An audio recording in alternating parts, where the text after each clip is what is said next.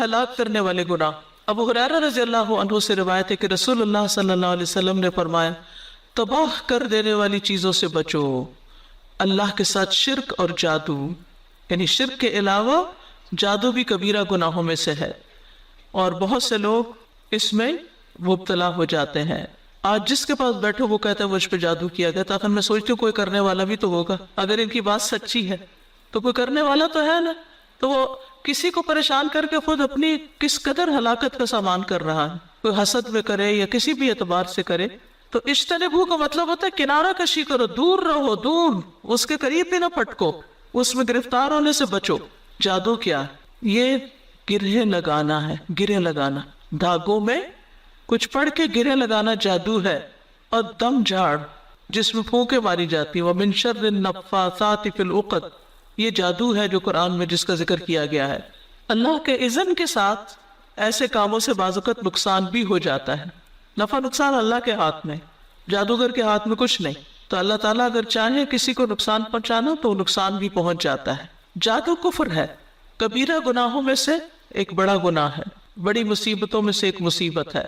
یہی وجہ ہے کہ صحابہ رضی اللہ عنہم جادوگروں کو قتل کر دیتے تھے، اور جادوگروں کی سزا کی حد قتل سمجھتے تھے، یعنی جادوگر کو پکڑا جاتا تو اس کو مار دیا جاتا تھا۔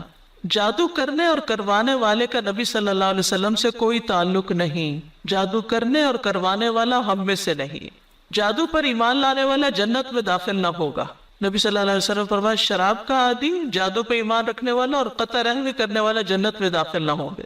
حضرت عمر رضی اللہ عنہ نے لکھا تھا اپنے لوگوں کو اپنی خلافت میں، ہر ساحر کو قتل کر دو۔ تو کہتے ہیں بجالہ بن عبدہ کہ ہم نے ایک دن میں 3 جادوگروں کو قتل کیا۔ کہ آپ سوچئے اس دور میں بھی ایسے لوگ موجود تھے۔ جادو جو ہے نا ہر سوسائٹی پہ، ہمارے علاقے میں کسی نہ کسی شکل میں موجود رہتا ہے۔ اب اول تو یہ ہے کہ اس کو کرنا منع ہے اور اس کے قریب بھی نہیں پھٹکنا چاہیے، لیکن اگر کوئی آپ پر کر دے یا آپ کو اس کی علامات نظر آنے لگے تو پھر آپ کیا کریں؟ سب سے بڑا علاج قرآن ہے۔ جادو کا سب سے بڑا علاج قرآن میں۔ ہو سکتا ہے 3 دن میں قرآن ختم کر لیں، 10 پارے روز پڑھ لیں اور ریپیٹ کریں اس عمل کو۔ میں نے کسی اسکالر کا سنا تھا کہ وہ اسی طریقے سے علاج کرتے تھے، اور اس سے طبیعت بھی سخت خراب ہوتی ہے اور الٹیاں شروع ہو جاتی ہیں اور کافی کرائسس ہوتے، لیکن اس کے بعد یہ کہ مریض شفا پا جاتا ہے۔ کیونکہ قرآن جو ہے قُلْ هُوَ لِلَّذِينَ آمَنُوا هُدًى وَشِفَاء، اس پر ہمارا ایمان ہونا چاہیے کہ قرآن ہدایت کی کتاب بھی ہے اور شفا بھی ہے، اور ہم قرآن میں جو کچھ نازل کرتے ہیں وہ مومنوں کے لیے تو شفا اور رحمت ہے۔ تو ایمان لا کر اس پر کہ یہ شفا کا ذریعہ ہے، قرآن پڑھیں۔ رسول اللہ صلی اللہ علیہ وسلم ایک مرتبہ حضرت عائشہ کے پاس تشریف لائے تو دیکھا کہ ایک عورت عائشہ رضی اللہ تعالیٰ عنہ کا علاج کر رہی ہے، ان کو دم کر رہی ہے، تو آپ نے فرمایا کتاب اللہ کے ساتھ اس کا علاج کرو۔ پھر کتاب اللہ میں سے بھی خاص طور پر سورۃ الفاتحہ اور البقرہ اور معوذتین، رسول اللہ صلی اللہ علیہ وسلم نے فرمایا کہ سورۃ البقرہ پڑھا کرو، کیونکہ اس کا پڑھنا باعث برکت ہے اور اس کا چھوڑنا باعث حسرت ہے، اور جادوگر اس کو حاصل کرنے کی طاقت نہیں رکھتے۔ اجوا کھجور سے علاج، جو شخص صبح کے وقت 7 اجوا کھجوریں کھائے گا اس روز جادو اور زہر سے بچا رہے گا۔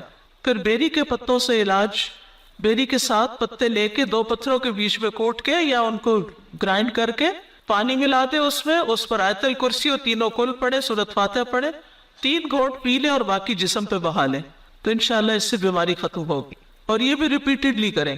جادو کا علاج جادو کے ساتھ نہیں کرنا چاہیے، یعنی کہ ایسے کاہنوں کے پاس نہیں جانا چاہیے کہ جو جادو کے طریقوں پر عمل کر کے آپ کا علاج کریں۔